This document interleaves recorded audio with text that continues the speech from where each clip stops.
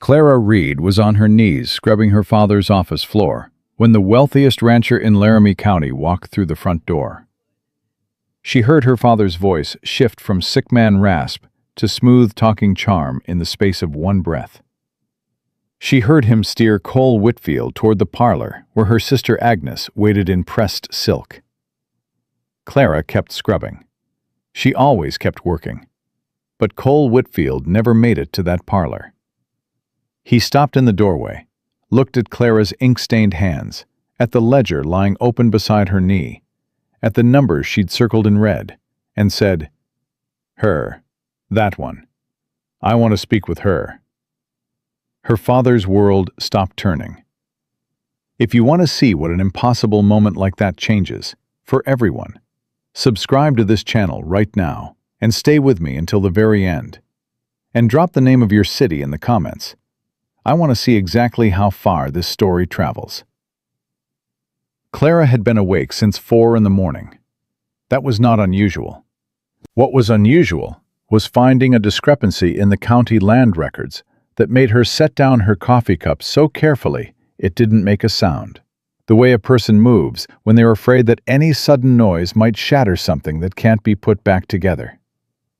She'd been cross-referencing her father's copies of the Laramie County deed filings against the transfer dates recorded in the territorial ledger. It was the kind of work nobody asked her to do. Nobody asked Clara Reed to do much of anything except keep the office running, keep the accounts balanced, keep the creditors patient, keep her father's law practice from collapsing entirely now that Howard Reed's right hand barely worked and his words came out slow and thick from the stroke he'd had in January. Her sister Agnes handled the social obligations. Agnes met clients in the front parlor. Agnes poured coffee and smiled and made men feel important enough to trust the Reed name with their legal business. Agnes was 22 years old and had their mother's dark eyes and the kind of beauty that made men straighten their collars without realizing they were doing it. Clara was 26. She had ink on her fingers on her best days and ink on her face on her worst ones. She had a mind that ran numbers the way other women ran needlework, automatically, completely, finding the pattern before she'd consciously decided to look for one. She had 6 years of experience quietly catching the errors that would have ruined her father's clients before he knew they were errors. She had no parlor, no silk dress, and no one in Laramie who would have called her beautiful. She had, however, just found something in the deed filings that made her blood go cold. 3 transfer dates on 3 separate parcels of land, all filed through the county records office, all notarized by Burton Graves. The filing dates in her father's copies matched perfectly. But the territorial ledger, which used a different notation system that nobody but Clara had ever bothered to learn, showed those same parcels recorded 11 days earlier than the notarized dates. 11 days exactly. Same gap, 3 times. On 3 parcels that all sat along the projected route of the Union Pacific's northwestern expansion. Clara sat back from the desk and looked at what she'd circled in red pencil. Someone had recorded the ownership of those parcels before the sales were officially filed. Someone had known where the railroad was going before the announcement was public. And someone had made sure the paperwork showed a different story. She was still staring at those circled numbers when she heard the front door open. She heard her father's shuffling step from the back room, where he slept now, because the stairs had become impossible. She heard him reach the front hallway and stop. And then she heard his voice take on that particular quality, the one he only used when someone important had walked in. "Mr. Whitfield." Her father's words came easier when he was focused. "This is an unexpected honor, sir. Please, come in. My daughter Agnes will see to you in the parlor." "I appreciate that, Mr. Reed." The voice was low and even, the voice of a man who didn't raise it to be heard. "But I'm not here for parlor conversation. I have some questions about a deed filing I need a qualified eye to look at." Of course. Let me just—" "I'll wait here," Clara heard her father hesitate. She knew that hesitation intimately. It was the sound of a man recalculating, rearranging, trying to figure out how to redirect something without appearing to redirect it. "Clara," her father called, "bring the Reed versus Morrison file to the front." That was not a real file.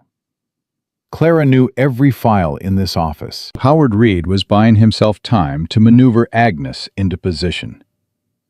She closed the territorial ledger, tucked it under her arm, and walked out of the back office into the front hallway. Cole Whitfield was standing by the door with his hat in his hands. He was taller than she'd expected, lean in the way men get when they spend more time working than eating, with dark eyes that moved across the room the way a former lawman's eyes do, cataloging exits and details before settling on a face. He looked at her father first. Then he looked at Clara. His gaze dropped to the ledger under her arm, to the red pencil still in her hand, to the ink stains she hadn't had time to wash off. He didn't look at Agnes, who had appeared silently in the parlor doorway behind him in her pressed silk. "You're the one who keeps the books," Cole Whitfield said to Clara. It was not a question. "I am." "Then you're the one I need to talk to." Her father moved between them with surprising speed for a man with a bad leg. "Mr. Whitfield, my daughter Clara handles clerical matters, but for something requiring legal expertise, my Agnes has been trained in—" "With respect, Mr. Reed." Cole Whitfield did not raise his voice. He didn't need to.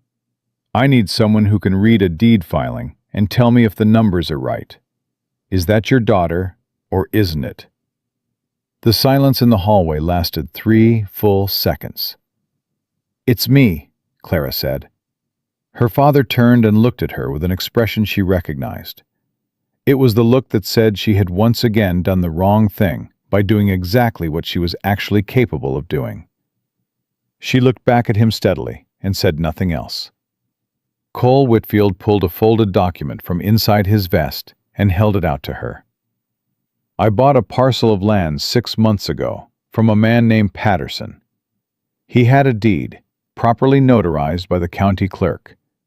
I paid $400. Last week, I was informed that the same parcel was sold to a railroad consortium 2 months before I bought it, with documentation showing a transfer date that predates my purchase." He paused. "I'd like to know which set of documents is lying." Clara took the deed from his hand and unfolded it. Her eyes moved down the page, stopped at the notary stamp, moved to the transfer date, moved to the recording number in the lower right corner. She felt the back of her neck go tight. The recording number was in the same sequence as the 3 parcels she'd been looking at for the past 3 hours. Burton Graves's sequence. "Come into the back office," she said. "Clara!"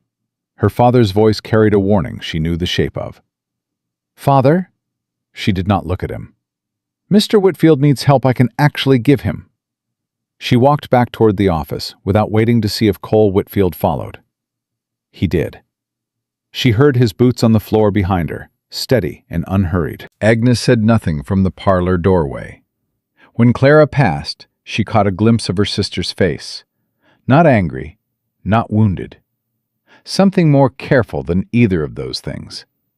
Something that looked almost like recognition. Clara laid Cole Whitfield's deed on the desk beside the territorial ledger. She opened the ledger to the page she'd bookmarked with a strip of paper. She placed the 2 documents side by side and stood back. "Look at this recording number," she said, pointing to his deed. "And this one." She pointed to the ledger. "They're in the same numerical sequence. County clerk records are supposed to be filed in the order they're received. These 2 documents were filed 11 days apart, according to the official dates." She looked up at him. "But they're sequential. They were recorded at the same time." Cole Whitfield leaned over the desk and looked at the numbers without touching anything. She noticed that. He knew how to look at evidence without disturbing it. "What does that mean?" he asked. "It means someone filed your deed and the consortium deed at the same sitting and gave them different official dates afterward. Your deed was backdated to make it look like you bought the property legitimately. The consortium's deed was also backdated to a date before yours." She kept her voice flat and factual, because if she let any emotion into it, she wasn't sure she could control which emotion came out. "Someone used the county records office to run a title fraud scheme. They sold the same land twice and made the paperwork say whatever they needed it to say." Cole Whitfield straightened up slowly. "You're sure?" "I've been looking at 3 other parcels with the same pattern since 4 this morning. You're the 4th. She pointed to the red circles in the ledger. "All 4 parcels sit along the projected Union Pacific route. All 4 were sold to outside investors in the last 18 months. All 4 have recording numbers that don't match their official filing dates." She paused. "Whoever did this knew where the railroad was going before it was public." "That information would have come through the Territorial Land Office," Cole said quietly. "Or through the county clerk's office. The county clerk gets advance notice of any land survey requests from the railroad. It's standard procedure." She looked at him. "Burton Graves has been the county land records clerk for 7 years." The room was very quiet. "How long have you known about this?" Cole asked. 3 hours. "Have you told anyone?" "You're the first person who walked in here with a document that matched the pattern." She folded her arms across her chest. "And you came looking for exactly this, didn't you? You already suspected something was wrong before you walked in here." Cole Whitfield looked at her for a long moment. She'd learned, over years of catching things other people missed, to recognize the expression of a man deciding how honest to be. "I used to work for Pinkerton," he said. "I know." She'd heard his name around Laramie. Everyone knew Cole Whitfield had come back from somewhere difficult and bought the Harmon Creek property on the south edge of town. Not everyone knew the Pinkerton history, but Clara Reed read every legal document that came through this office, and she had a long memory. "You investigated land fraud cases for 7 years before you quit." "I quit because my supervisors told me to close a case that wasn't closed." His voice didn't change. "I'm not with Pinkerton anymore. Haven't been for 2 years." "But you still recognize the pattern when you see it." "So do you," he said. "And you're a bookkeeper in your father's law office." "I'm a bookkeeper in my father's law office who has been maintaining the county deed filing copies for 6 years, she said, "which means I have access to every parcel transfer recorded in Laramie County since 1872. And I have cross-reference files that nobody else in this territory has thought to keep." She held his gaze. "Mr. Graves has been very careful. But he's been careful in a way that assumes nobody is doing exactly what I've been doing." Cole Whitfield was quiet for a moment. Then he said, "Miss Reed, I need your help." "You need my files," she corrected him. "I need both." Her father appeared in the doorway. His face had gone through several colors in the past 10 minutes, and had settled on a kind of resigned fury. "Mr. Whitfield, I don't know what my daughter has been telling you, but I assure you that any legal matter of this significance should be handled through proper—" "Mr. Reed." Cole Whitfield turned and looked at Howard Reed with a patience that wasn't entirely kind.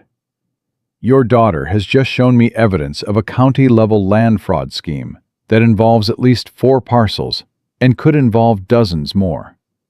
She identified the methodology, matched the documentation, and named the likely source in under 10 minutes of looking at one new piece of evidence."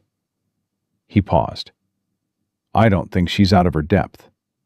I think she's the most qualified person in this room."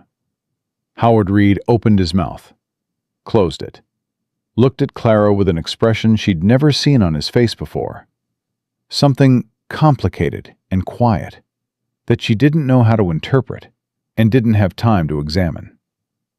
"There's another problem," Clara said, because there was, and because she'd learned that deferring problems never made them smaller.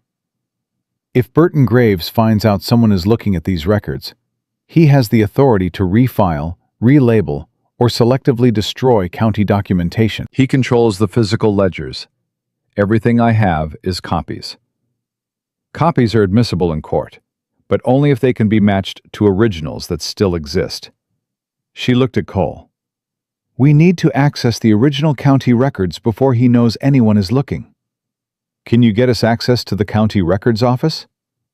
"Not legitimately. Not without going through Graves." "Then we need Judge Calloway to issue an emergency preservation order," Cole said. "Which means we need to walk into the judge's office today with enough to make the case." "I have enough," Clara said. "Then we leave in an hour." Her father took a step forward. "Now hold on just a moment. Clara is not going anywhere with—" "Father." Clara turned to face Howard Reed fully, for the first time since Cole Whitfield had walked in.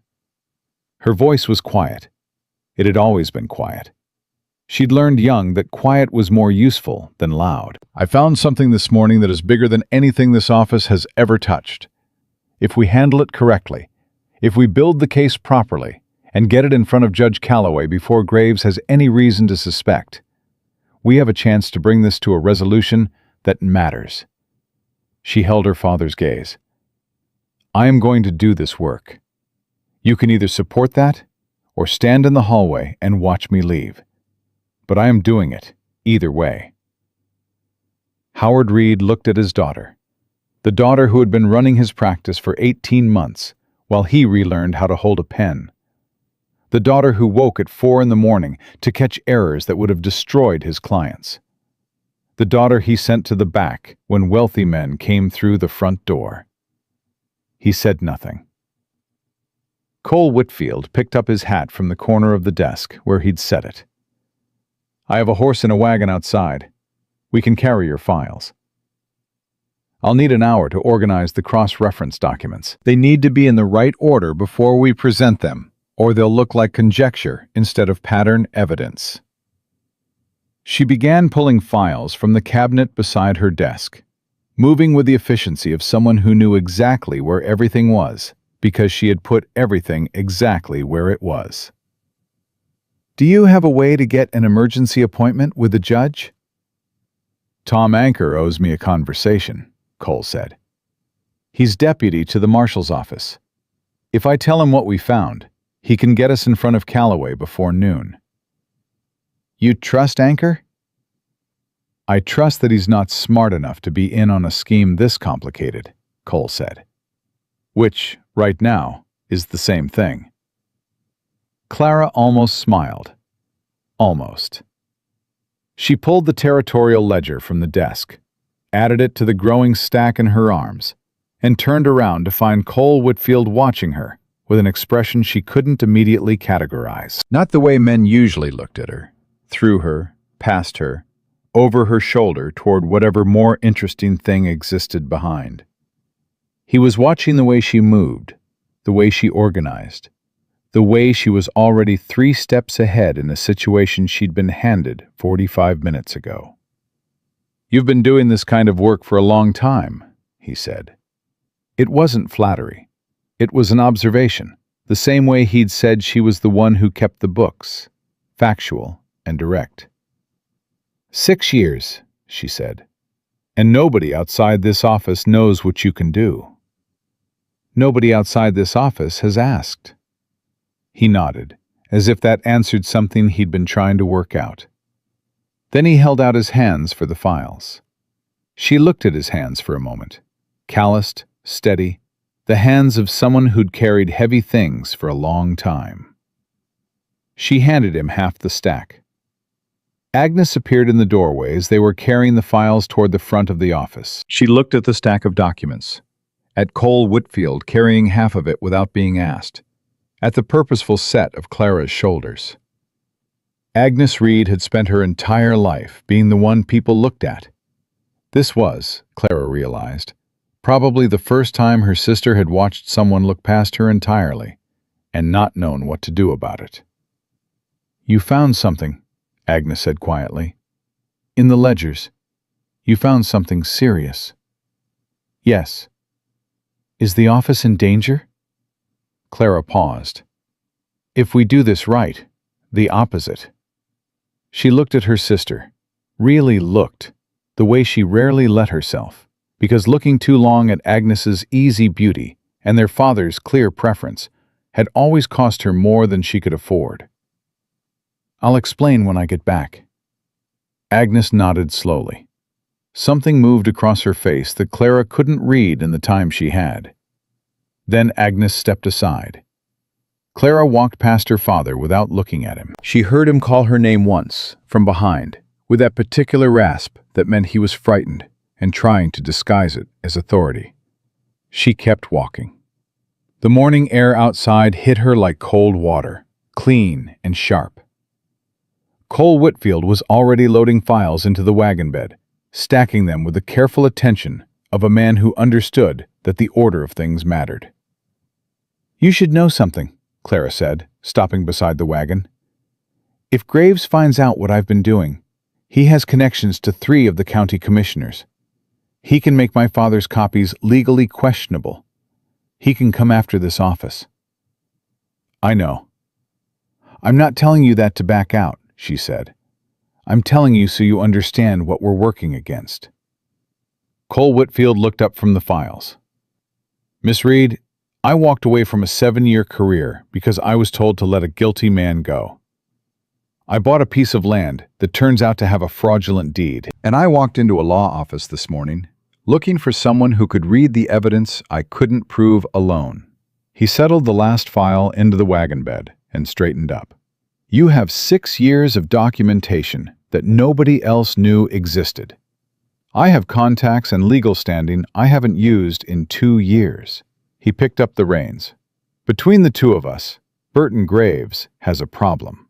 Clara climbed up onto the wagon seat without waiting for help. Her hands were steady. Her mind was running the documentation sequence in order, building the presentation for Judge Calloway, calculating which pieces of evidence needed to be shown first, and which ones landed hardest as follow-through. She did not look back at the office as they pulled away from the curb. She was already working. Judge Calloway's office smelled like pipe tobacco and old paper.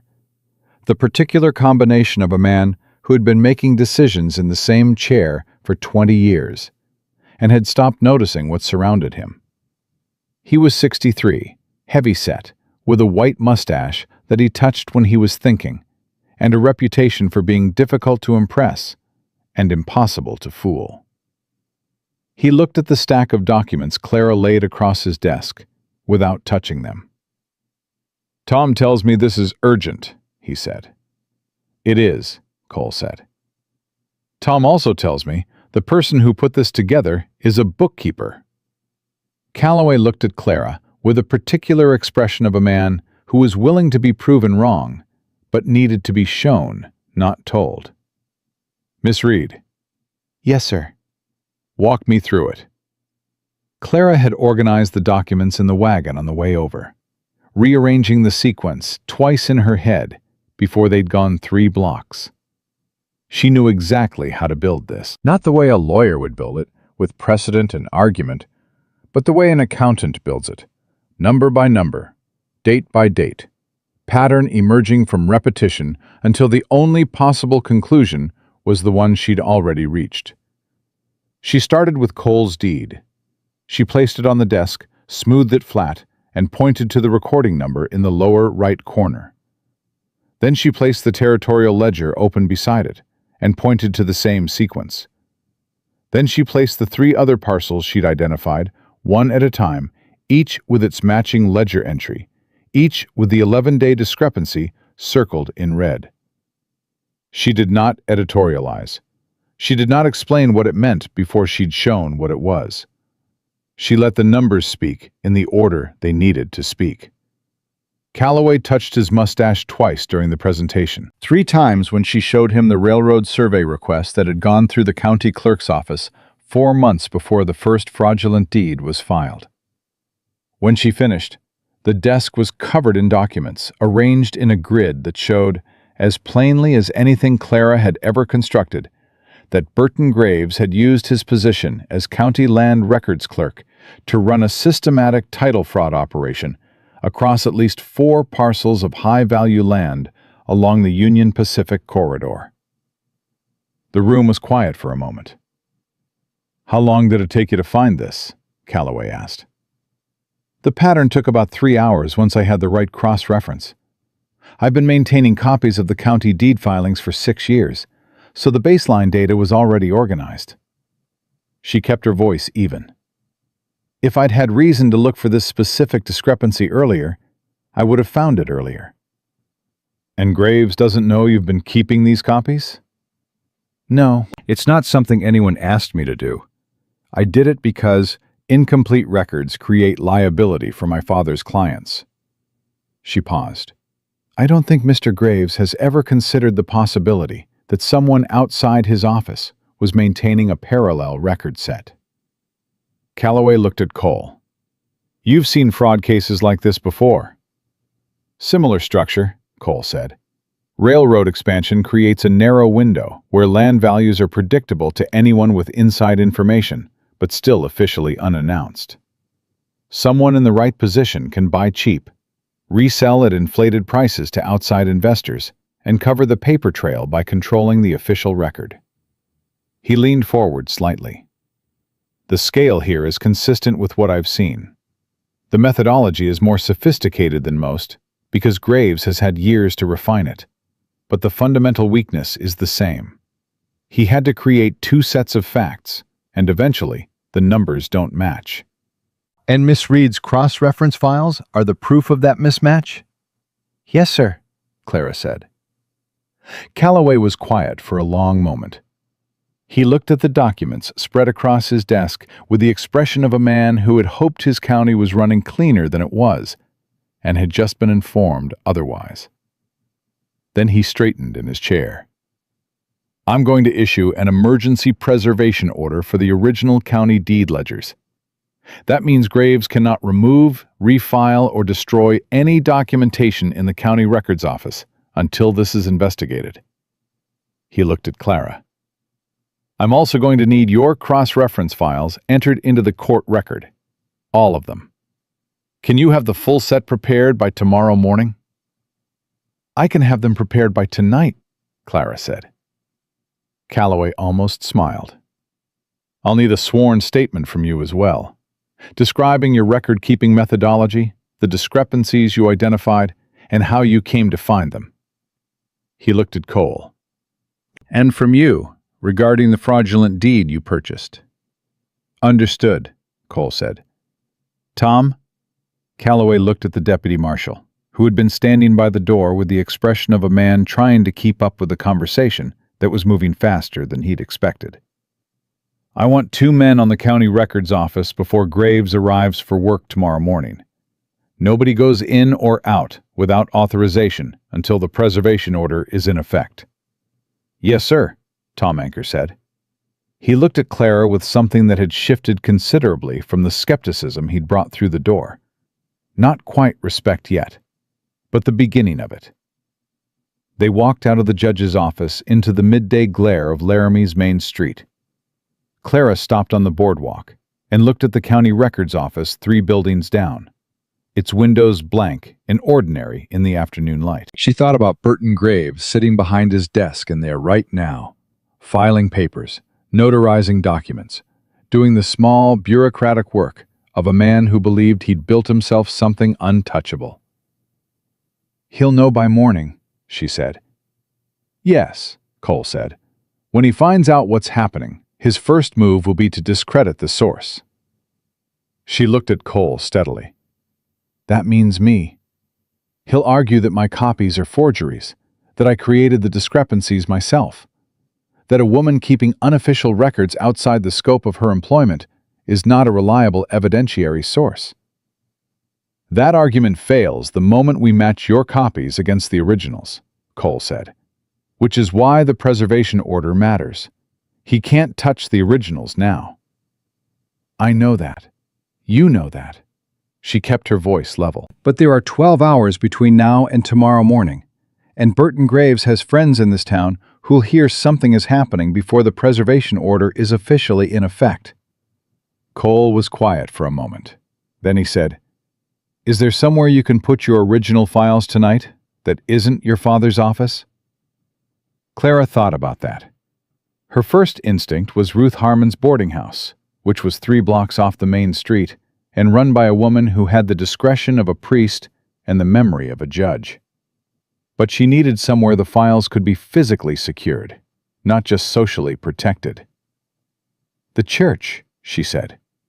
"Reverend Miles keeps a locked record cabinet for confidential parish documents. He's been a client of my father's for 12 years, and he is the only person in this town I would trust with something like this, because he genuinely does not care about money or politics." "Can you get there before dark?" "I can get there in 20 minutes. Tom Anker had caught up to them on the boardwalk. He was straightening his hat with the slightly over-careful gesture of a young man trying to project more authority than he currently felt.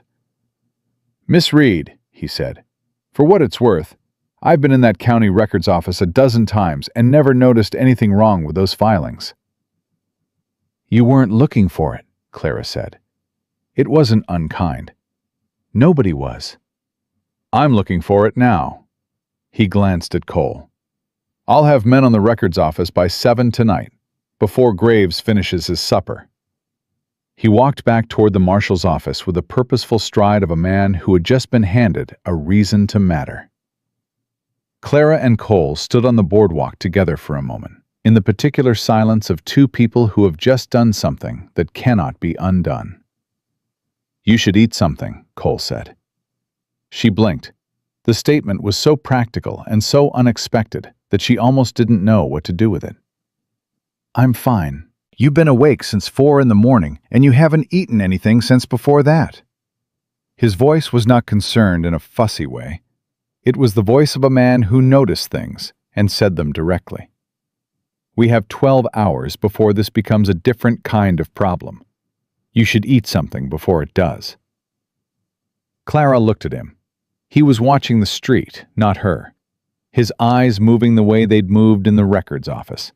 Cataloging, measuring, staying aware of everything around him without appearing to be doing so.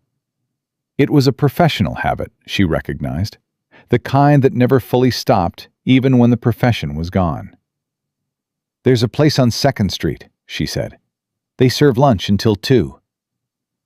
They walked without discussing it, which was, Clara thought, the most natural thing that had happened all day. Ruth Harmon's boarding house was visible from the window of the lunch counter, its painted signs swinging in the afternoon wind. Clara watched it while she drank her coffee and thought about the 12 hours ahead. Cole ate without apparent urgency and without making conversation for the sake of filling silence, which she found unexpectedly comfortable. "Why did you come to my father's office specifically?" she asked when the coffee was half gone. "You had a fraudulent deed. You could have gone to the marshal's office directly." "I did, 8 weeks ago."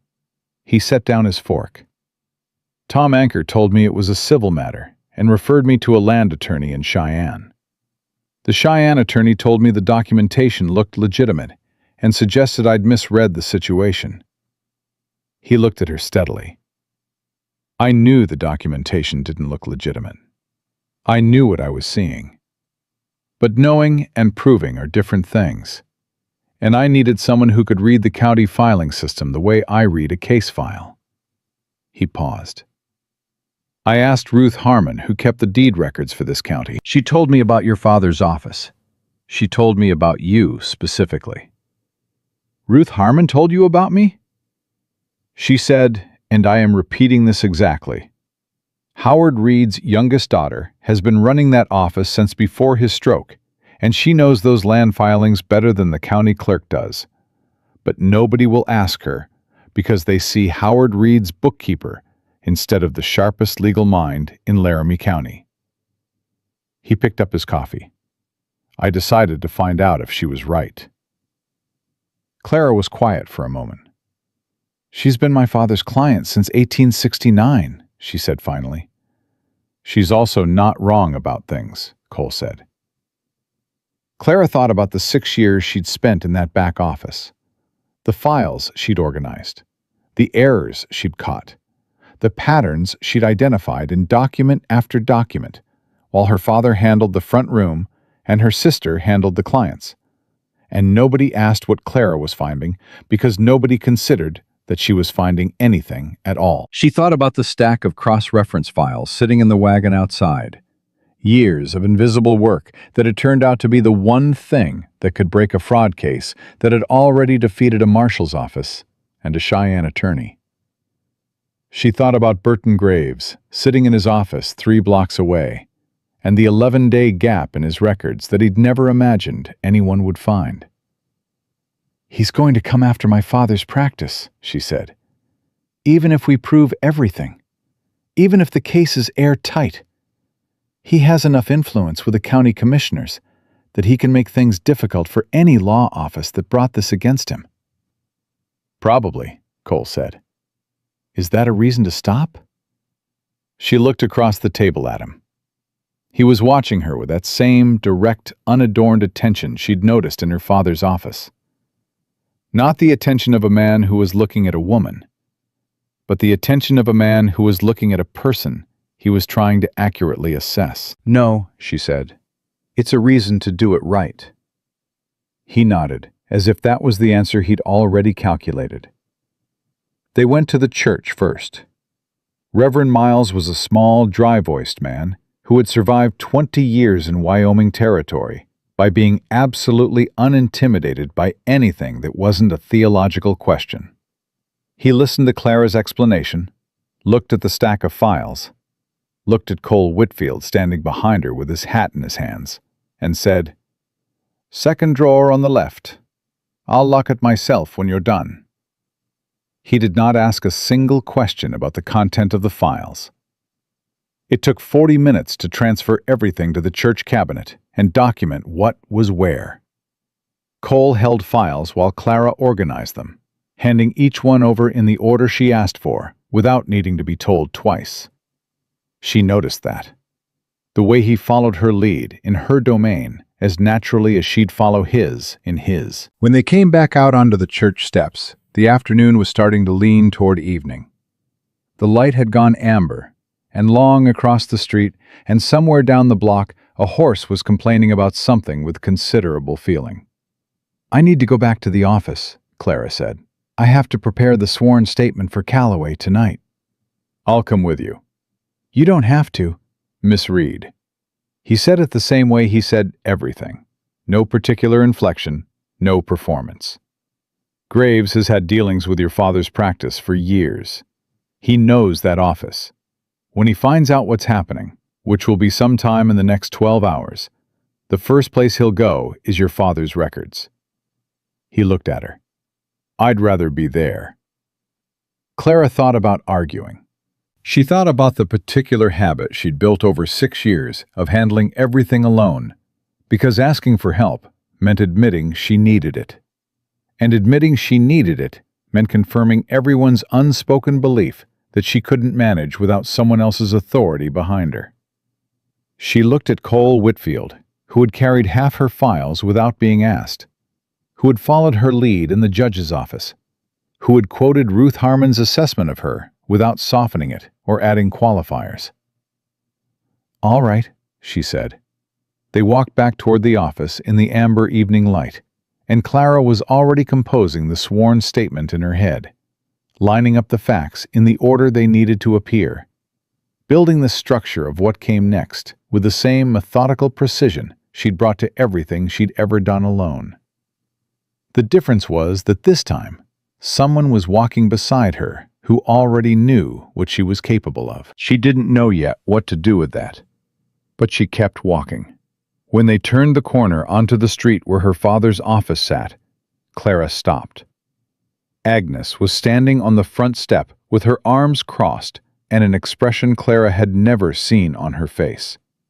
Not distress, not performance, not the careful social management Agnes used for everything difficult. Just plain, undisguised, Agnes said. Right now. Both of you. What happened? Clara said. Agnes looked past her at Cole, then back at Clara, and the fear on her face sharpened into something more specific.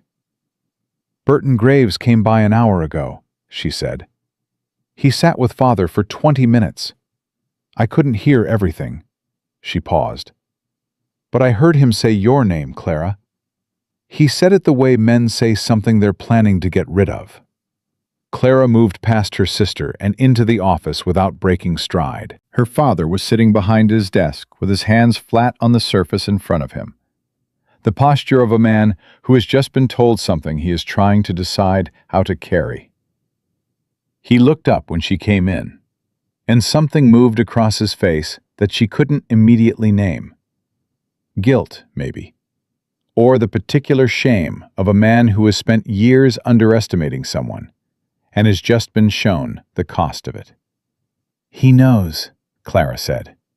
It wasn't a question. He came by to discuss a filing matter, her father said.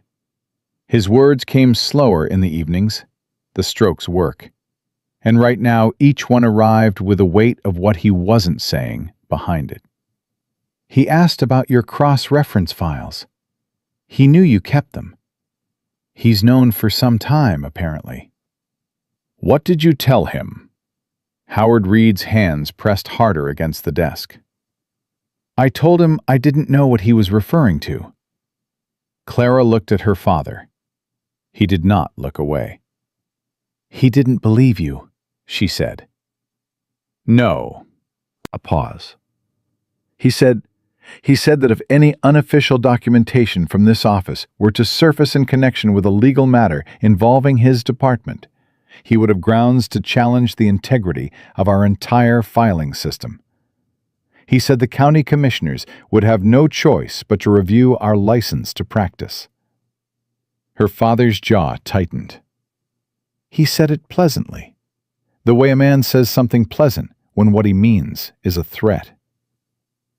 Cole Whitfield had come in behind Clara and was standing near the door.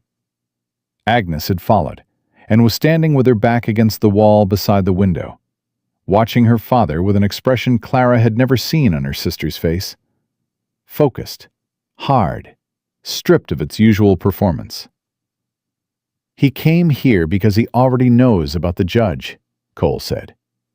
It was not a question either. How would he know that already? Agnes said. You were only there this morning. He has someone in the marshal's office, Cole said, or close enough to it.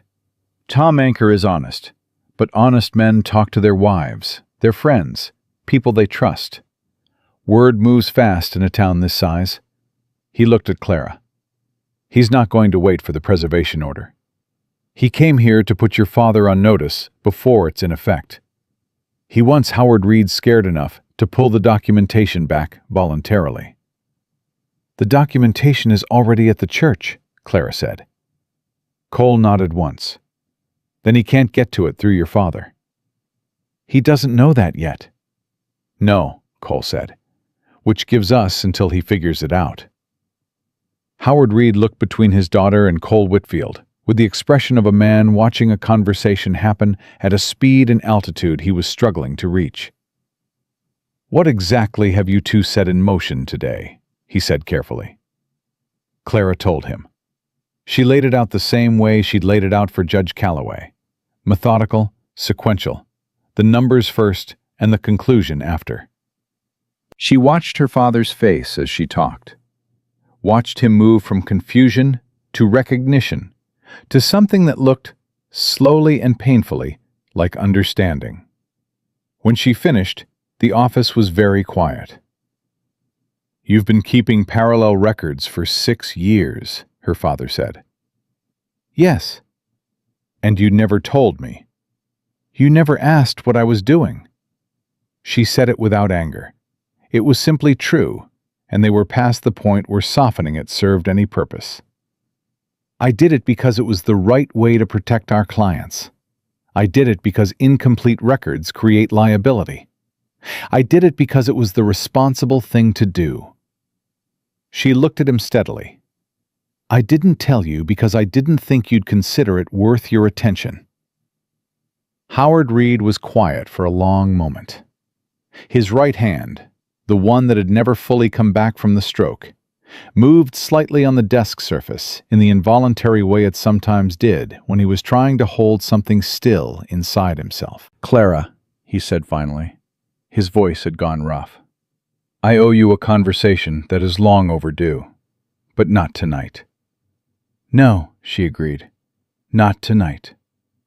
Agnes made a small sound from beside the window. Not a word, just a sound, the kind a person makes when something they've been holding shifts and settles differently. Clara glanced at her sister. Agnes was looking at their father with an expression that Clara recognized, because she'd worn it herself for years. The expression of someone who has just understood something they should have understood much sooner, and is sitting with the discomfort of that. "What do you need from us?" Agnes said. She was looking at Clara when she said it.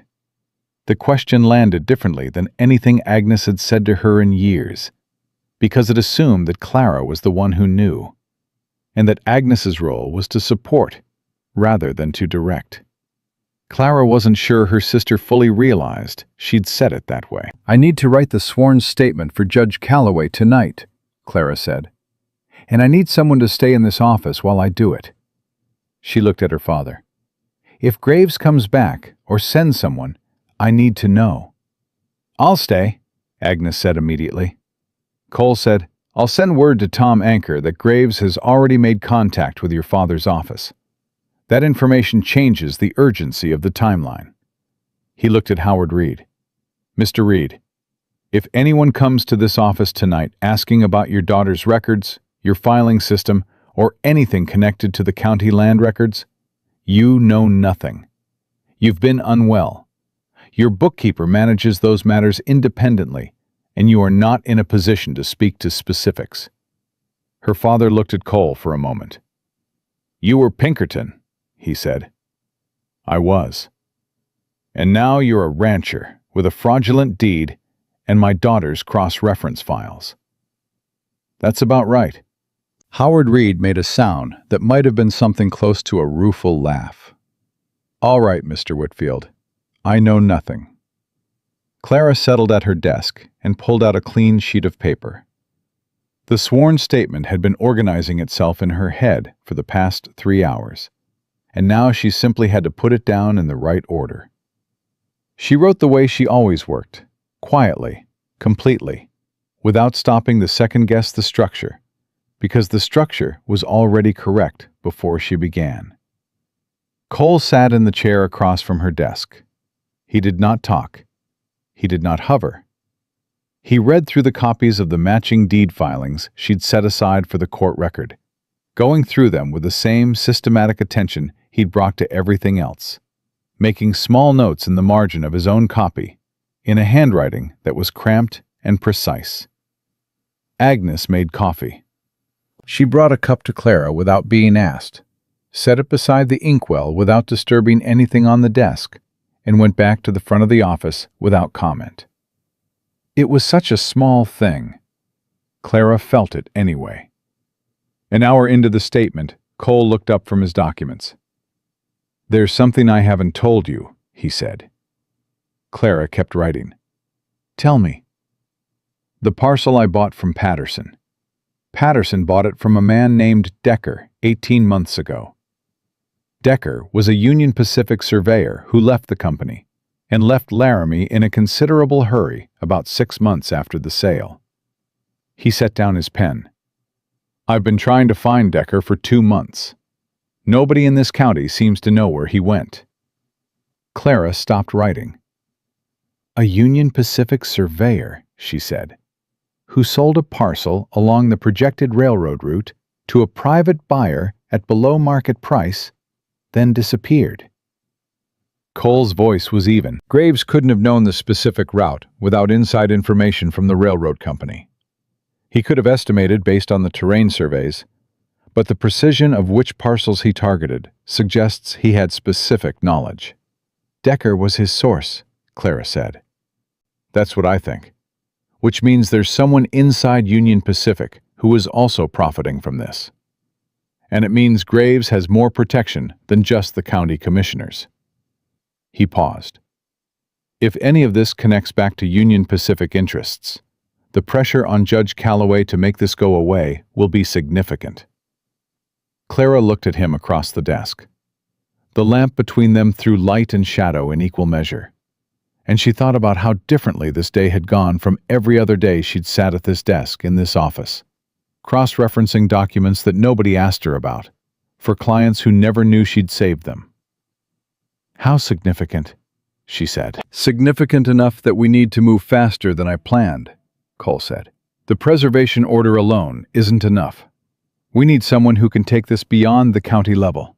A territorial judge, or better, a federal land commissioner. That takes time we may not have."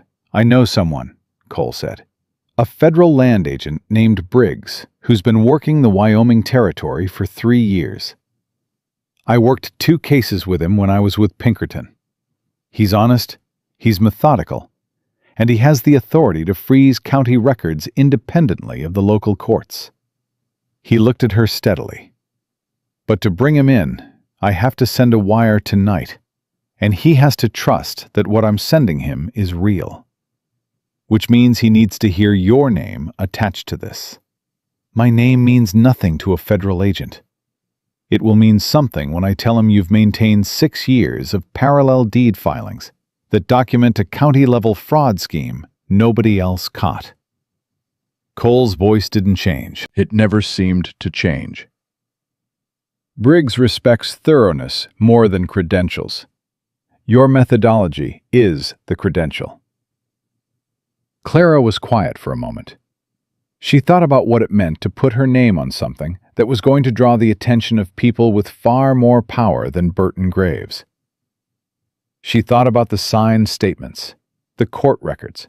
The moment when Clara Reed's name went from something written in small letters on a bookkeeper's filing system to something written in large letters on a federal investigation. She thought about the 11-day gap in Burton Graves's records. 3 years of careful, systematic fraud. Families who'd bought land and lost money on fraudulent titles. Cole Whitfield, who'd paid $400 for a deed that wasn't worth the paper it was notarized on. "Send the wire," she said. Something shifted in Cole's expression, just slightly, just enough that she noticed it. "I'll go to the telegraph office now," he said. He stood, put his hat on, and paused at the desk. "The statement you're writing, make sure you include the methodology you used to identify the cross-reference system. Briggs will want to understand exactly how you found what you found." He looked at her directly. "Not because he'll doubt it, because he'll need to defend it against someone who will." "I know," she said. He left. The office was quieter without him. Not uncomfortably so, but noticeably. Clara sat with that for a moment before she picked up her pen. Agnes appeared in the doorway between the front room and the back office. She was holding her own coffee cup in both hands, the way she always did when she was working through something and hadn't finished working through it yet. "He looks at you the way men usually look at me," she said. Clara did not look up from the page. "Agnes, I'm not saying it to be difficult." Agnes moved into the room and sat in the chair Cole had vacated, curling her feet up beneath her in the unconscious way she'd always sat when it was just the two of them and no one was watching. "I'm saying it because I want to understand how I've been not seeing it." "Seeing what?" "You." Agnes's voice was quiet and direct in a way that Clara was not accustomed to hearing from her. "I've been in the front room for 6 years, pouring coffee and making clients feel comfortable, and doing everything Father asked me to do. And you've been back here, building something that turns out to be the most important thing this office has ever produced. And I walk past that door every single day, and never once asked what you were doing." She paused. "Father didn't either." "No," Clara said. "I knew you were smarter than me," Agnes said. I knew it when we were children. I knew it when Mother was still alive. I think I decided somewhere along the way that being smarter was your thing, and being useful in the front room was my thing, and I didn't look too hard at whether that arrangement was fair." Clara set down her pen. She looked at her sister, really looked, the way she rarely allowed herself, because looking too long at the particular ease Agnes moved through the world with had always cost her something she couldn't afford to spend. "You weren't wrong that it was unfair," Clara said. "But Agnes, what Father did with it, that was his choice, not yours. You didn't make him send me to the back room. I didn't stop him either. You were 22 years old and living in your father's house," Clara said. "Neither did I, for 6 years. I just found a different way to make myself matter in the space I was given." She picked up her pen again. "That's not noble. That's survival."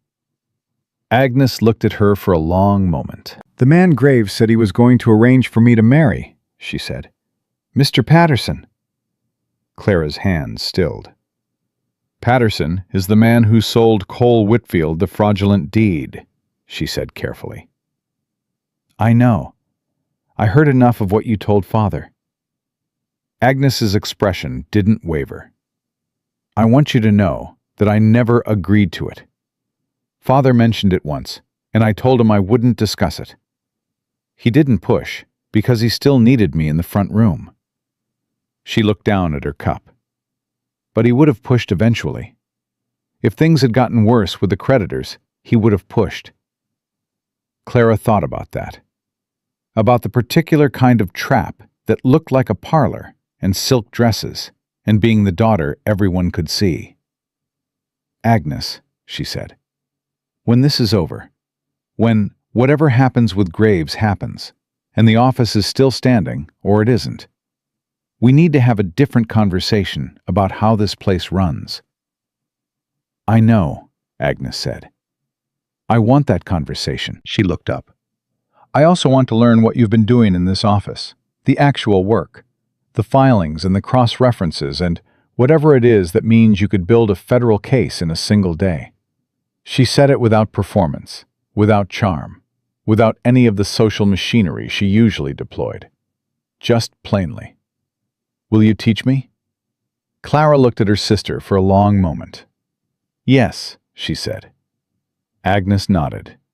She uncurled from the chair and went back to the front room, and Clara listened to her sister moving through the space with a different quality of footstep than she'd ever noticed before.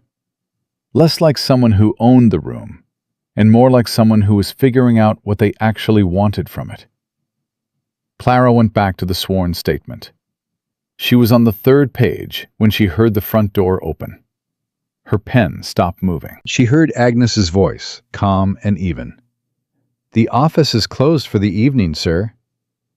And then a man's voice that she did not recognize, lower and more deliberate, saying something she couldn't make out. Then Agnes said, clearly and without inflection, "I'm afraid I don't know what files you're referring to. My sister manages all the filing matters, and she isn't here this evening." A pause. The door closed. Agnes appeared in the doorway, her face composed. "A man I've never seen before. He said he was a clerk from the county records office, and he needed to verify some filing copies. He specifically asked about the cross-reference records." She met Clara's eyes. "I told him you weren't here. He said he'd come back." Clara looked at her sister. "He won't come back tonight," Clara said. "Graves will wait to see if the preservation order stops him first. If it does, he'll try another approach." She stood and picked up the sworn statement pages, tapping them even against the desk. "If it doesn't, coming after the files directly is the next move." "And if someone comes back while you're not here?" "You know nothing," Clara said. "You manage the front room. Your sister handles the filings. You couldn't access them if you wanted to." She looked at Agnes steadily. "Can you do that?" "I've been managing what people see and don't see in this office for 6 years," Agnes said. There was something dry and clear in her voice that Clara hadn't heard before. I think I can manage one conversation. The front door opened again before either of them could speak. Cole Whitfield came back in with his hat pushed back slightly, and the particular expression of a man who has just gotten news that rearranges the morning's plans. I sent the wire to Briggs, he said, but there's something else. He looked at Clara directly. The telegraph operator told me there was a wire sent from Laramie to Cheyenne this afternoon. About 3 hours after we left Judge Calloway's office, he paused. It was sent from the county records office, addressed to the Union Pacific Regional Land Office. The three of them stood in the quiet of the office, and Clara felt the specific weight of what that meant settle into the room like weather. Graves wasn't just running a county fraud scheme. He was already telling his partners what was coming. Clara sat down, not because her legs gave out, not because the news had broken something in her, but because she needed to think, and she thought better when she was still.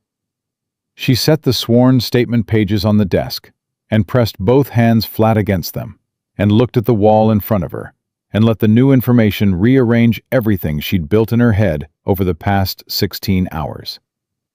Graves had sent a wire to Union Pacific, which meant Union Pacific knew that someone in Laramie had connected the deed filings to the railroad corridor, which meant that whoever at Union Pacific had been feeding Graves the survey route information, whoever had been the other half of the scheme for however many years it had been running, now knew their name was potentially attached to a federal fraud case.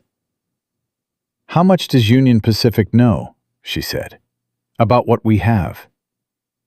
Only what Graves told them, Cole said, which is probably that someone has matched the filing dates and is taking it to the county courts.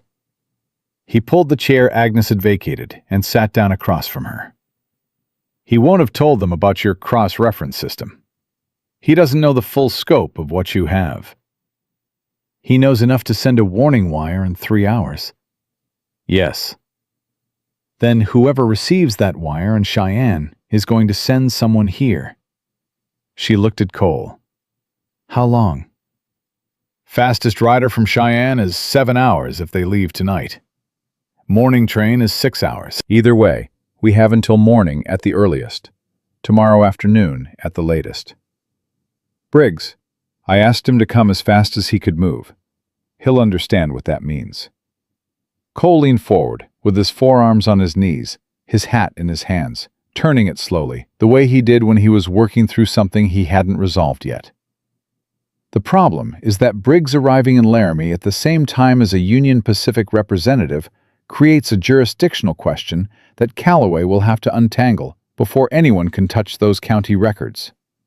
And jurisdictional questions take time. Time that Graves can use. The preservation order limits what he can do physically. But Union Pacific has lawyers, Clara. Real ones, from Chicago and Denver, who know exactly how to file motions that slow things down long enough for evidence to become inconvenient. He met her eyes. We need to have the complete case built before they arrive. Not a preliminary case. The whole thing, documented, sworn, entered into the court record, and sitting in front of Calloway with enough weight that no amount of lawyering from Chicago can make it look like conjecture. Clara picked up her pen. Then I need to finish the statement tonight, she said. All of it. Every parcel, every discrepancy, every cross-reference match. Not just the 4 I showed Calloway. All of them. She looked at him. How many do you think there are? I think there are more than 4, Cole said carefully. Based on the timeline and the scale of what we've already found, I think this has been running for at least 3 years, possibly more. Then I need the full ledger copies from the church, she said, tonight. Because if there are additional parcels I haven't matched yet, I need to find them before someone from Union Pacific walks into Calloway's courtroom with a lawyer who tells him my evidence is incomplete. Cole stood without being asked. I'll go get them. The Reverend will be asleep. He'll wake up. Cole put on his hat. Agnes. He looked at her sister, who was still standing in the doorway with the alertness of someone who had decided to stop being decorative and wasn't entirely sure yet what came next. Don't open the door for anyone tonight. If someone knocks, you don't know anything, and your father is unwell. I understand, Agnes said. He left. The sound of his boots on the front step, then the street, then gone. Agnes came fully into the back office and sat down in the chair again. She did not say anything. She picked up the stack of the filed copies Clara had set aside and began going through them in order, one by one, with the careful attention of someone who is trying to learn the shape of something new. Her fingers moved across the documents the way they'd moved across piano keys when they were children. Slowly at first, then with growing confidence. The numbers in the lower right corner, Agnes said after a while. The recording sequence. Yes. They should go up consistently, in order. Yes. Agnes held up 2 pages side by side. These 2 are out of sequence. The filing date on this one is 3 weeks earlier than this one, but the recording number is higher. Clara looked up from the statement she was writing. Agnes was holding a parcel deed she hadn't looked at yet. A 5th one, outside the 4 she'd shown Calloway. Set it aside, Clara said. That pile, on the right. Everything that doesn't match, on the right. Agnes began going through the copies with methodical care. Clara watched her sister's hands move across the documents and felt something shift in her chest that was too complicated to name cleanly. It had grief in it, and something that might become relief. And underneath both of those, a very old anger that was slowly, carefully, loosening its grip. They worked in silence for 40 minutes. By the time Cole came back with the church files, Agnes had found 3 additional parcels with recording sequence discrepancies. 7 total. Clara had suspected 4. Cole set the files on the desk and looked at the pile Agnes had built on the right side. She found 3 more, Clara said. Cole looked at Agnes. Agnes looked back at him with an expression that had the quality of someone who has just discovered they are capable of something they didn't know they were capable of, and is still deciding how to feel about the years during which they could have been doing it all along. Good eye, Cole said. Simply, directly, the same way he said everything. Agnes nodded once and went back to the files. Clara cross-referenced all 7 parcels against the territorial ledger. Every one of them showed the same 11-day gap. Every one of them sat along the Union Pacific corridor. Every one of them had been notarized by Burton Graves and recorded with sequential numbers that didn't match their official filing dates. She added all 7 to the sworn statement. By the time she finished the final page, it was past midnight. Her hand ached from the continuous writing, and her eyes felt the specific rawness of too many hours of small print in lamplight. She set down the pen and read through the entire statement from the beginning, correcting 2 word choices and 1 date notation that wasn't precise enough. And then she set it aside. It's done, she said. Cole had been reading through the additional files, making notes, building his own parallel documentation of the chain of ownership for each parcel. He looked up. All 7? All 7.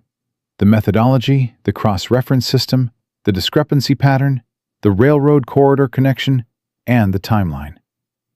She looked at the completed pages. 12 pages. If Calloway reads it carefully, it takes about 40 minutes. If he reads it the way judges actually read things, it takes 20. She paused. But it's airtight.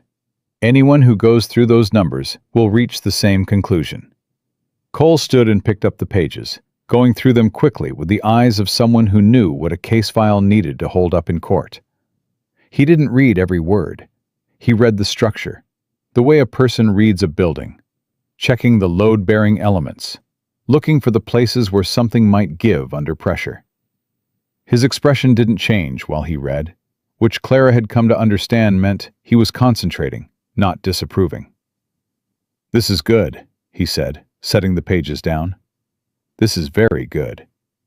"I know," she said. She wasn't being arrogant. It was just true, and they were both too tired for anything less than the plain truth. Agnes made a sound from the corner that might have been something close to a laugh. She was holding a coffee cup and watching them both with the particular expression of someone watching a conversation conducted in a language they are only beginning to understand. "What do we do in the morning?" Agnes asked. "We take the statement to Calloway first thing," Cole said, "before Graves arrives at his office, before anyone from Union Pacific gets off the morning train, before any motions get filed and any jurisdictional arguments start." He looked at Clara. "I want us on Calloway's doorstep at 7 o'clock. "He won't like being called at 7, Clara said. "He'll like it less if we wait until 9 and find out a Union Pacific attorney has already filed a motion to suppress the county records." Cole picked up his hat. "I'm going to ride by the records office on my way back to my place. Make sure Anchor's men are actually there." "You don't trust Anchor." "I trust Anchor's intentions. I'm less certain about his follow-through under pressure." He looked at her. "Get some sleep. 3 hours is better than none." "I won't sleep." "I know. Try anyway." He paused at the desk. "Clara, what you built in this office, the system, the cross-references, the methodology, it didn't happen tonight. It happened over 6 years of showing up in that back room and doing work that nobody acknowledged." He said it the way he said everything, without decoration or performance. "I want you to know that I understand that, and that the reason we have a case that will hold against Union Pacific lawyers from Chicago is because of those 6 years." Clara looked at him. She'd learned, over a very long day, that Cole Whitfield did not say things to make people feel better. He said things because they were accurate, and accuracy was what he valued most. Which meant that when he said something that happened to make her feel better, it was not because he'd intended to make her feel better. It was because it was true. "Thank you," she said. He left. The office settled into the particular quiet of very late at night. The kind of quiet that has texture to it. The sound of a town that has mostly gone to sleep, but not entirely. Agnes looked at her sister across the lamplight.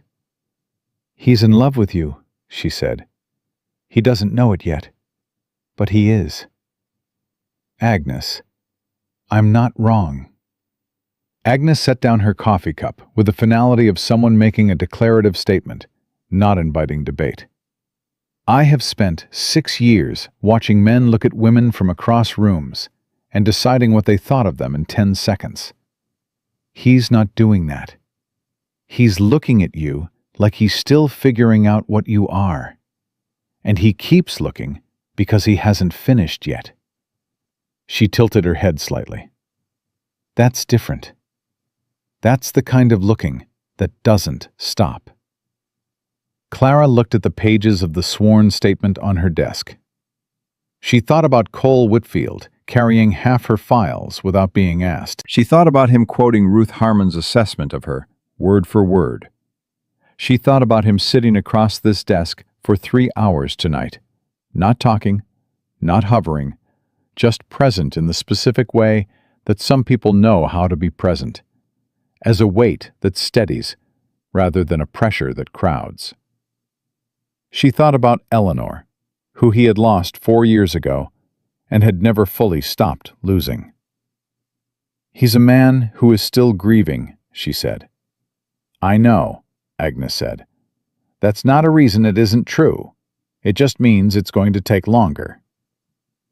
Clara picked up the statement pages and tapped them even and set them in the leather folder she used for court documents. She was not going to have this conversation tonight, because tonight she needed to sleep 3 hours, and she needed her mind to be clear at 7 in the morning when they stood on Calloway's doorstep with 12 pages of evidence that had to be stronger than whatever Union Pacific sent from Cheyenne. But she thought, before she pushed the thought aside, that Agnes was probably not wrong. She thought that was probably the second most frightening thing that had happened today. She had just decided to try to sleep when her father's voice came from the back room. Not the halting nighttime voice, but the sharper one he sometimes found when something cut through the fog of his condition and made his mind work the way it used to. "Clara." She went to his door. He was sitting up in bed with a document in his lap, and she recognized it immediately.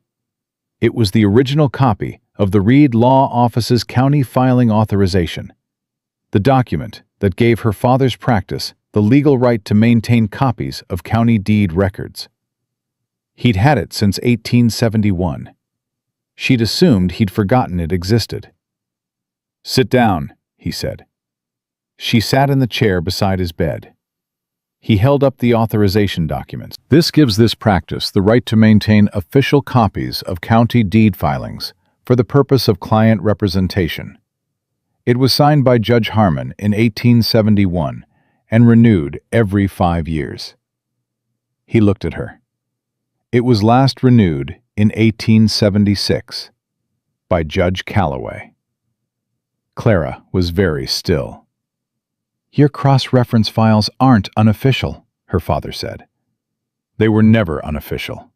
They were maintained under the authority of this document, which means they are legally protected copies, not personal records." He looked at her with an expression she had never seen on his face in 26 years. "Clara, they cannot argue your files are unauthorized, not with this document in existence." She took the authorization from his hands and read it. He was right. The language was clear and broad. Any documentation maintained by the Reed Law Office for the purpose of client deed verification was considered an official extension of the county recording system. 6 years of cross-reference files, all of them official, all of them protected, all of them admissible without qualification. "Did you know," she said carefully, "when you gave me access to the filing system, did you know this document covered whatever I built?" Her father was quiet for a moment. "I knew the document covered the filing copies," he said. "I didn't know what you'd build with access to them. I didn't—" He stopped. His right hand moved on the blanket. "I didn't look closely enough to know. That's the truth, Clara, and I'm not going to dress it up differently." She looked at the document in her hands. "This changes everything," she said. "Graves can't argue the files are unauthorized. Union Pacific can't move to suppress them on those grounds.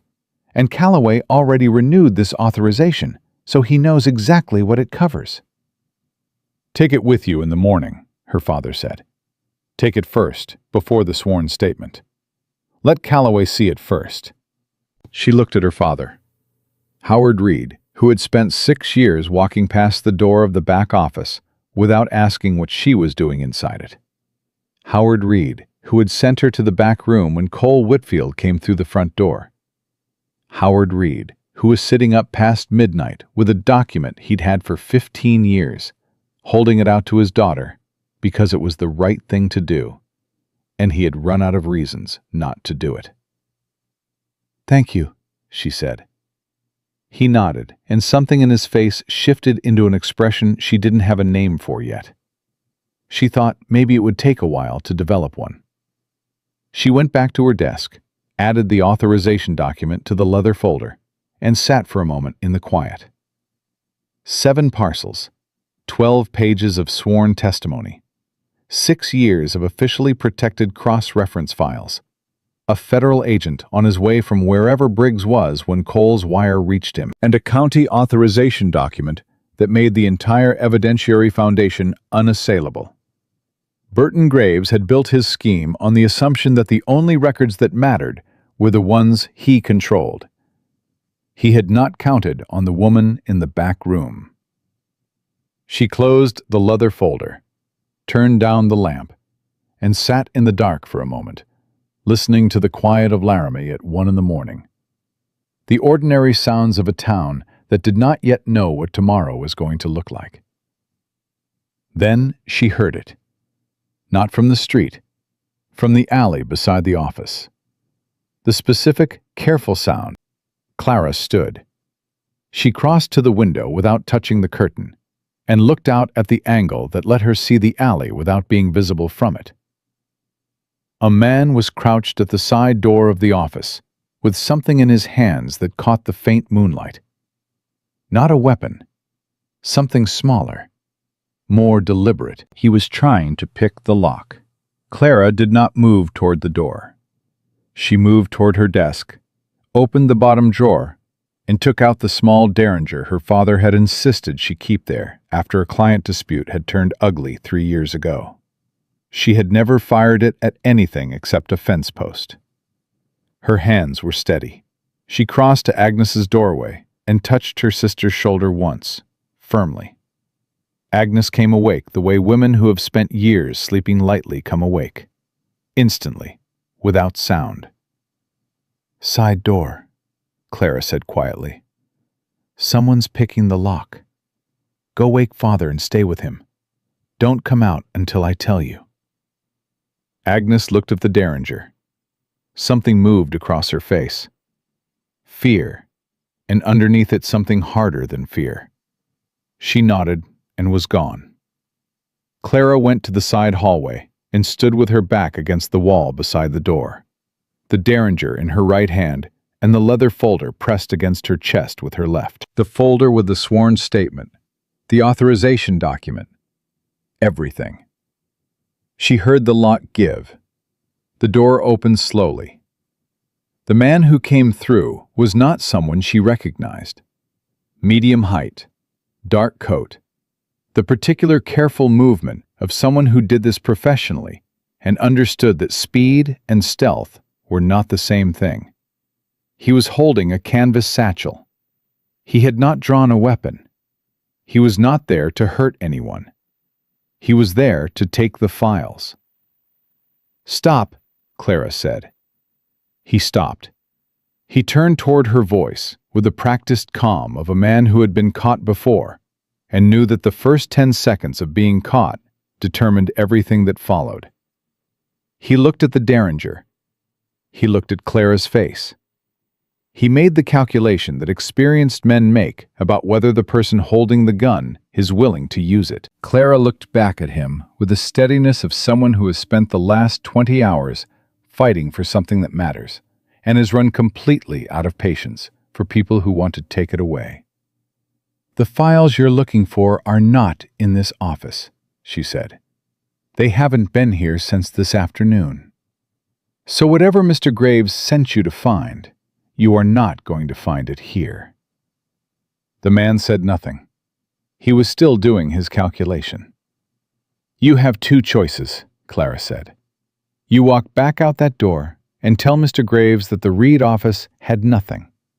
Or, I fire this weapon, wake the entire block, and you explain to Tom Anker's deputies why you were inside a private law office at 1 in the morning with a canvas satchel." She paused. "I would very much prefer the first option, but I am prepared for the second." The man looked at the derringer one more time. Then he looked at her face. He walked back out the door. Clara stood in the hallway for a full minute after the sound of his footsteps faded, breathing with controlled deliberateness, letting her heartbeat find its way back to something ordinary. Then she locked the side door, shot the bolt she should have shot 3 hours ago, and went back to her desk and sat down. Her hands were shaking slightly.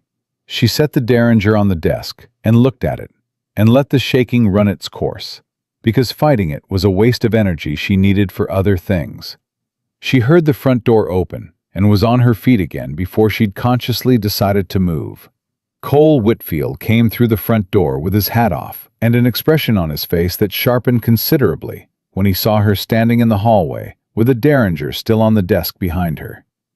"What happened?" he said. Not a question. "Someone came through the side door about 10 minutes ago, looking for the files." She told him the rest of it in the same order it had occurred. Cole listened without interrupting. which she had come to understand was how he listened to everything important. He left. I don't think he'll come back tonight. He'll go back to Graves, and Graves will know the files aren't here. Cole was quiet for a moment.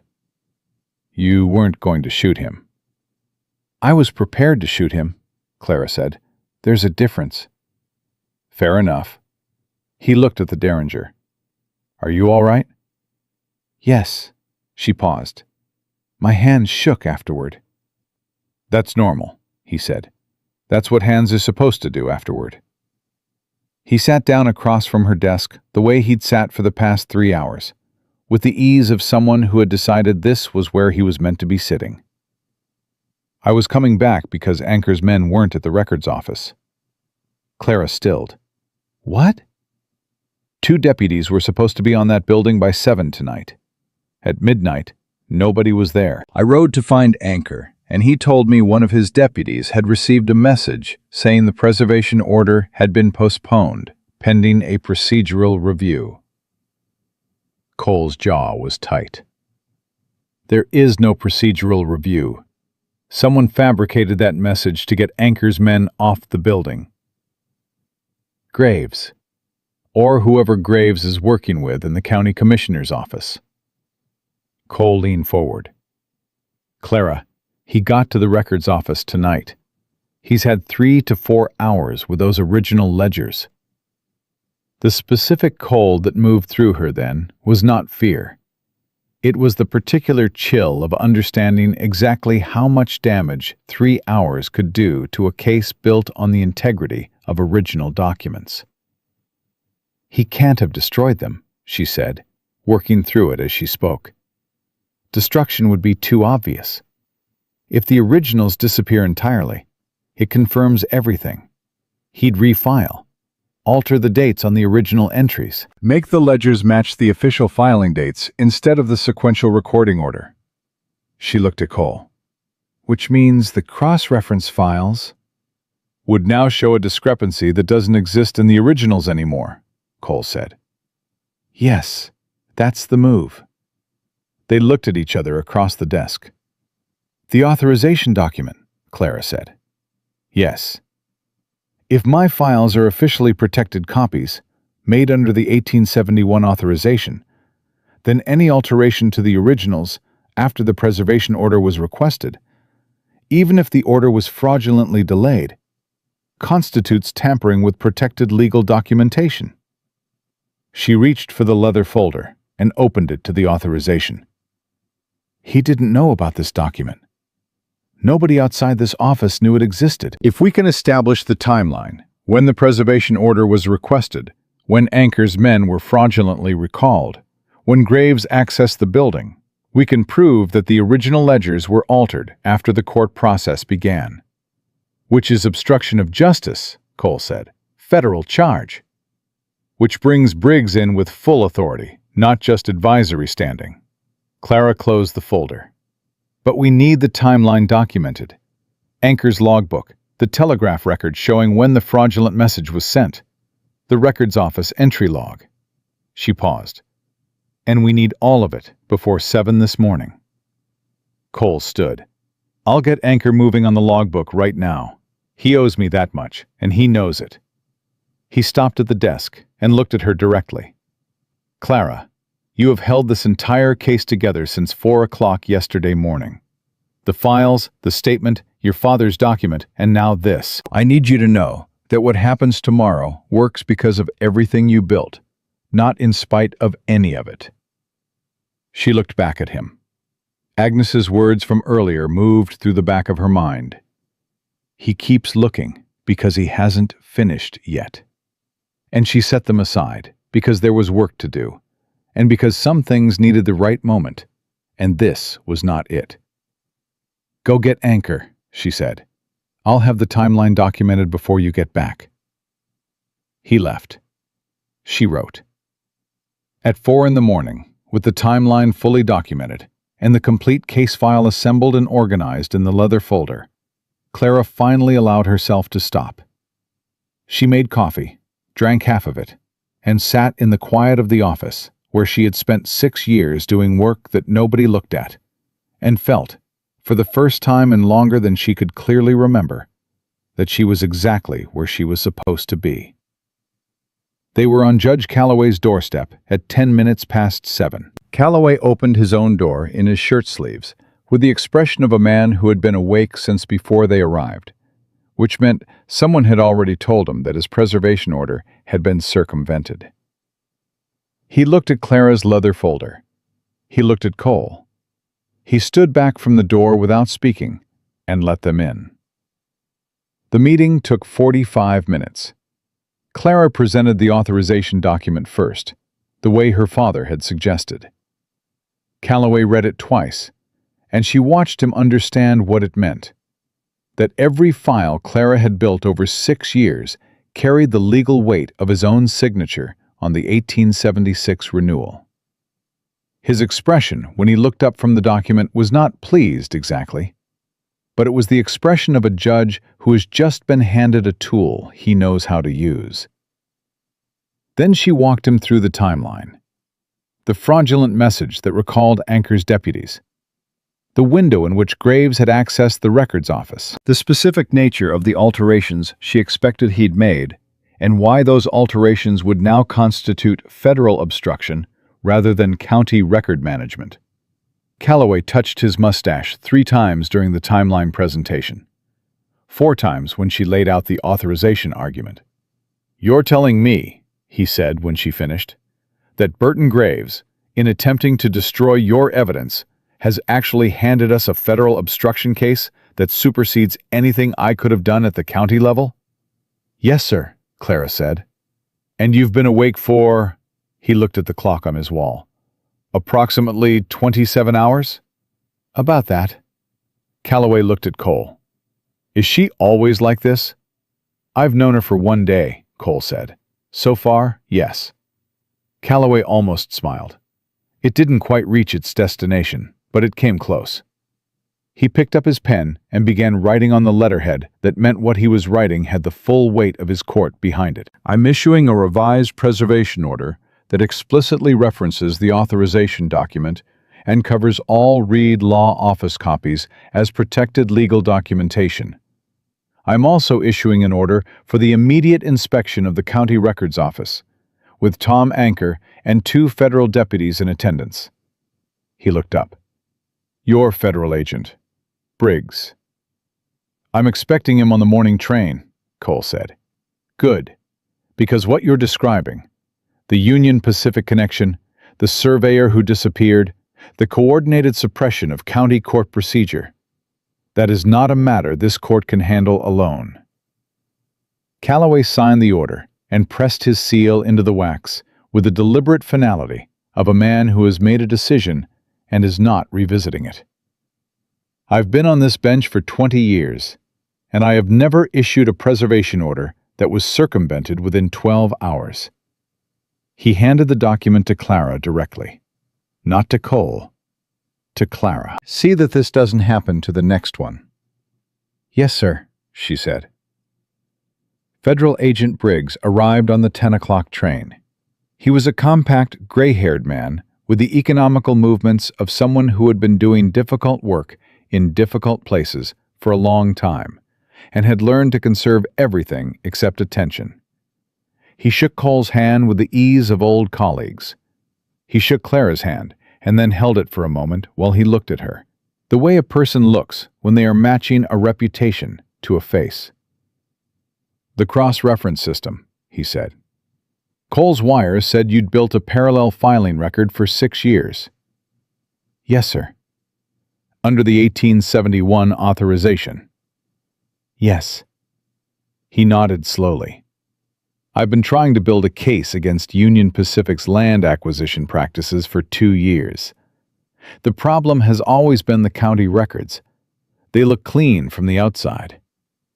He looked at the leather folder under her arm. "You're telling me they don't look clean from inside?" "I'm telling you they are demonstrably not clean, with documentation going back 3 years and a methodology that will hold in federal court." She met his eyes. "And I'm telling you that the man responsible tried to break into this office at 1 in the morning to take the files, and when that failed, He spent 3 hours altering the original county ledgers to make my copies look like forgeries. Briggs was very still for a moment. He altered federal-adjacent records after a court process had been initiated? Yes, sir. That, Briggs said quietly, is the kind of mistake that ends careers. He looked at Cole. Let's go see Judge Calloway. The inspection of the county records office happened at 2 in the afternoon. Clara was there. Cole was there. Briggs was there with 2 federal deputies. Tom Anker was there, with the determined expression of a man who had been made a fool of, and was not going to let that be the last thing on record about him. Burton Graves was there too, because Tom Anker had gone to his house at noon and informed him, in terms that left no room for misinterpretation, that his presence was required.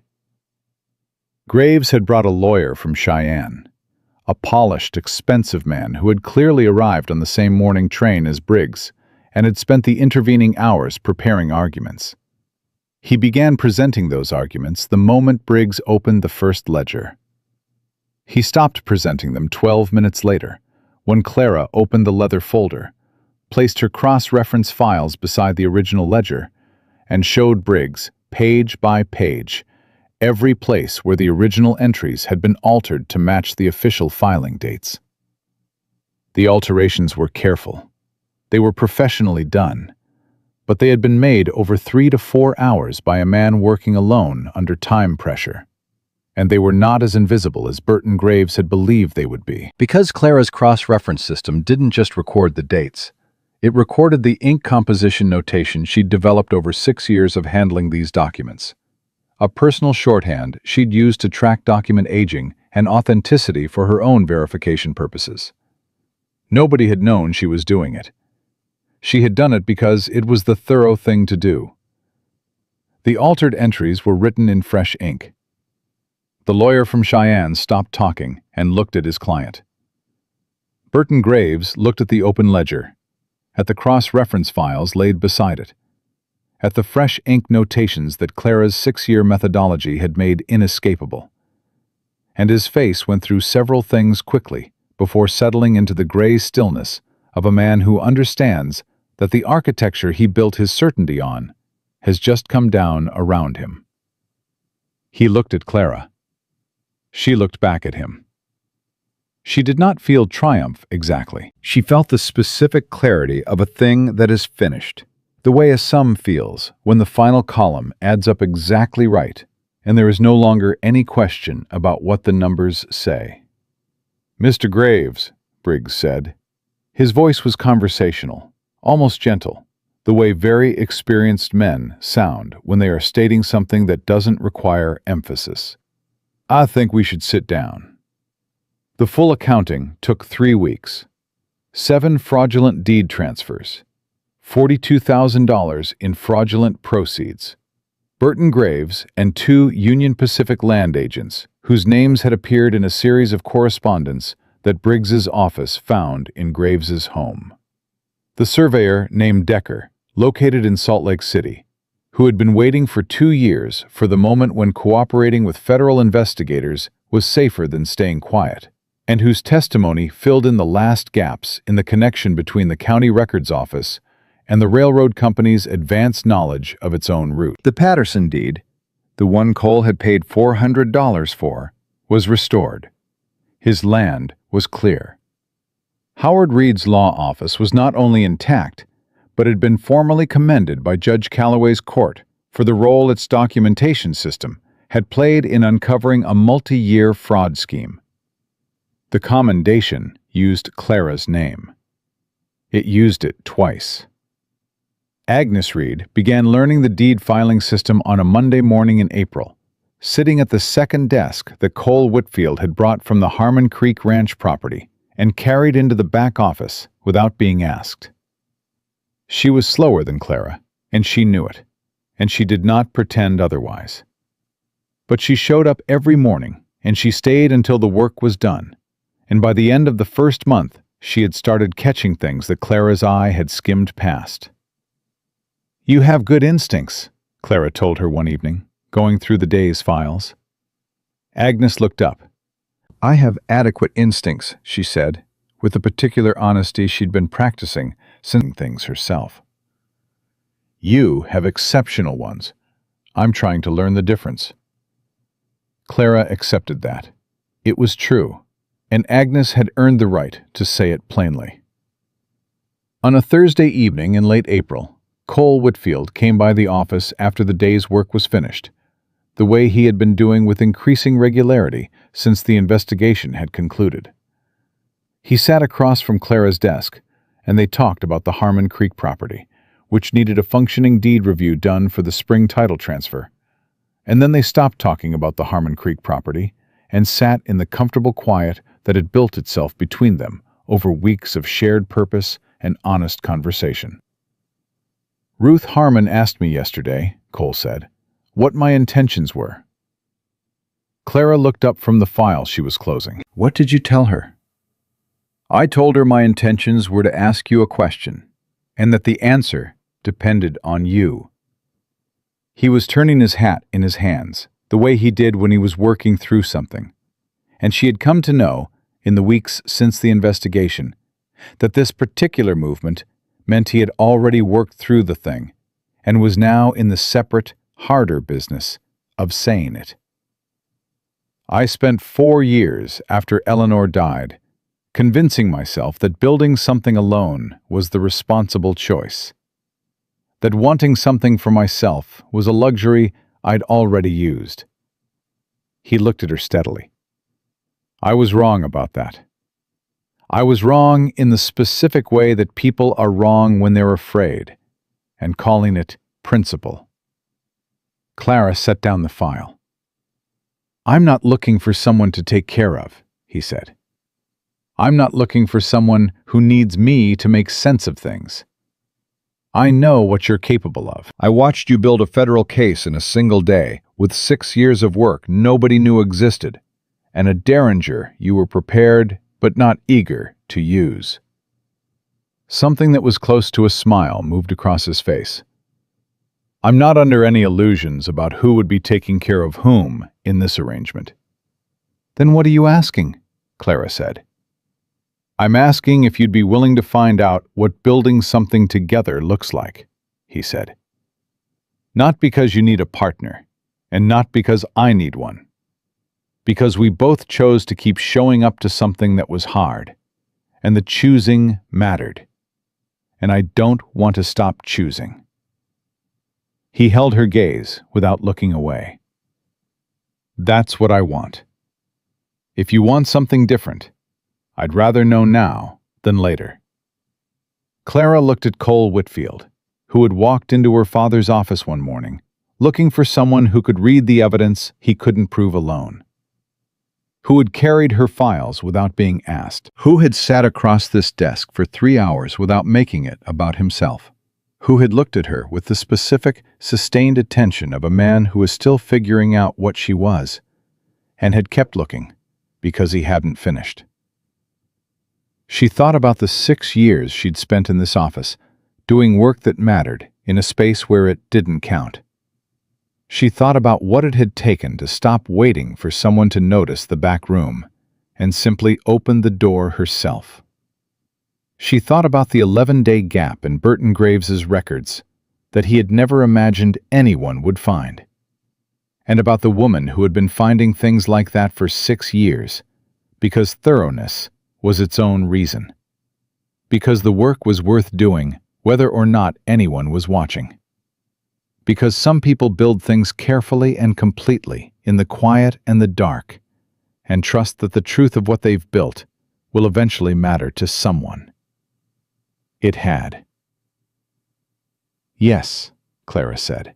She said it the same way she said everything that was simply, plainly true, without decoration, without qualification, without waiting to see if he would soften the moment into something easier than it was.